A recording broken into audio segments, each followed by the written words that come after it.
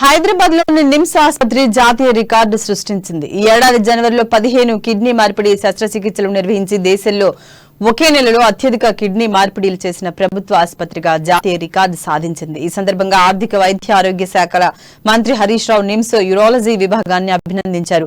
CM KCR ఆదేశాల మేరకు అవయవ మార్పిడి సర్జరీలను ఖర్చుకు వెనుకాడకుండా ఆరోగ్యశ్రీ కింద పూర్తి ఉచితంగా నిర్వహిస్తున్నట్లు చెప్పారు.